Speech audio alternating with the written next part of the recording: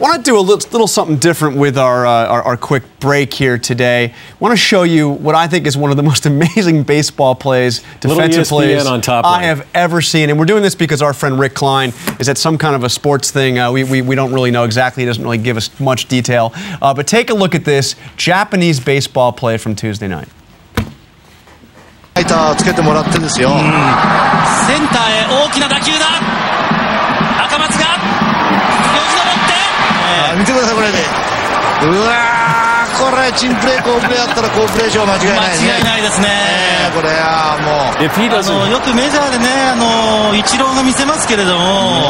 これはもうね野球選手じゃなかったらオリンピックの選手になれてますねこれ。Spider-Man. Can you imagine that? Sign that guy up to the Washington Nationals, all right? Joining us now to talk a little bit about the politics of the day is Perry Bacon from the Washington Post. Perry, thanks very much for joining us. Proposition 8, huge rallies yesterday.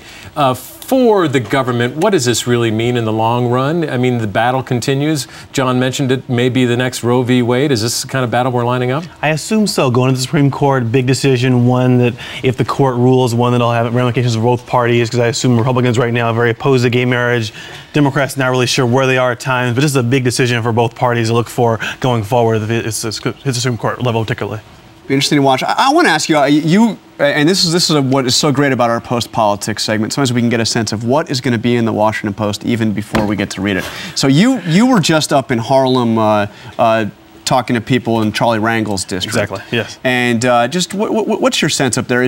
First of all, is he in any trouble at all? I mean, is this ethics stuff resonating up there at all? Not as much as you would think. I mean, this is a year where incumbents are endangered everywhere. But up there, a lot of people I talked to sort of said more or less, everyone in Congress has some problem, and they're picking on our congressman was more or less what it was. And so he has a strong base of support. He has 4 opponents, none of whom sort of have big name ID or have a lot of money for that matter. So he's definitely the favorite up there, which is surprising considering how much has happened this year. But that's never, I don't know that either of these seats, his or Waters, Maxine Waters in California, were ever really in jeopardy, even with the ethics allegations. It's more of a question of what does it do for the party as a whole. And did you get a sense from Democrats in general that, they drained the swamp and found a couple of Democrats and where the Republicans?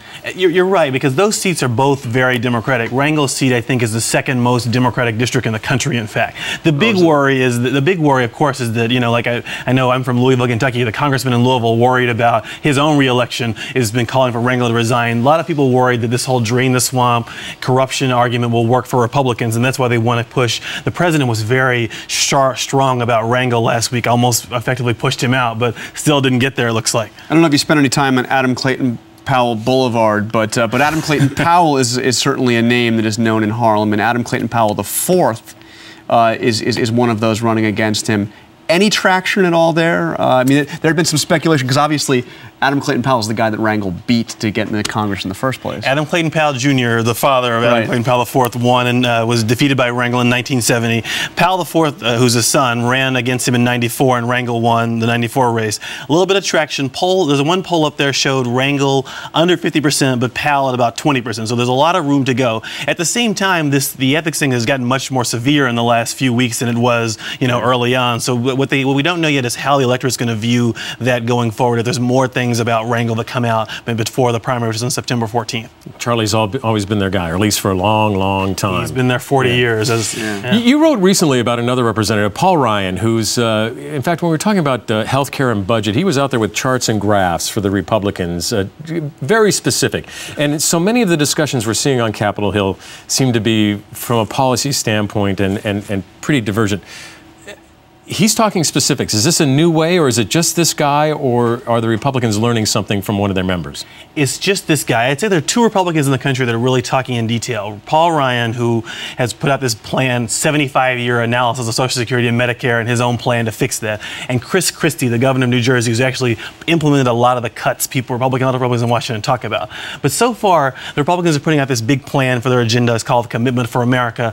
But they're not saying what's in it. But the guess from what I've seen is that it'll be things like no more bailouts, we should get rid of earmarks. Those things are general, but they will not solve the spending problem or the deficit problem the way that Ryan wants to solve it. And Ryan so far has gotten so little movement among his colleagues that he actually sort of blurted out loud, I think unintentionally, that Republicans won't embrace his ideas because they're listening to their pollsters, was the phrase he used. Yeah, and very quickly, there are some of those listening to their pollsters that wish Ryan would just kind of keep his charts and his budgets. Interestingly, they don't tell him to shut up because they like the idea when Democrats say you're the party of no, they can say, well, we have this Paul Ryan guy, and then when in private they can politely nod about his ideas and move on with the discussion they're having. But right. Yes. Well, but before we end the show, and Perry, you'll want to take a look at this. I just want to play back something that we saw on Top Line a little while back. This is a few weeks ago. Take a look at this.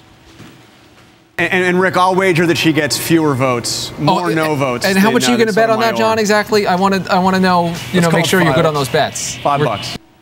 So that was $5 bet with our co-host here, Rick Klein, as to whether or not Kagan would get fewer votes than Sotomayor. So Rick, you owe me $5 because I'm going to pay off your bet.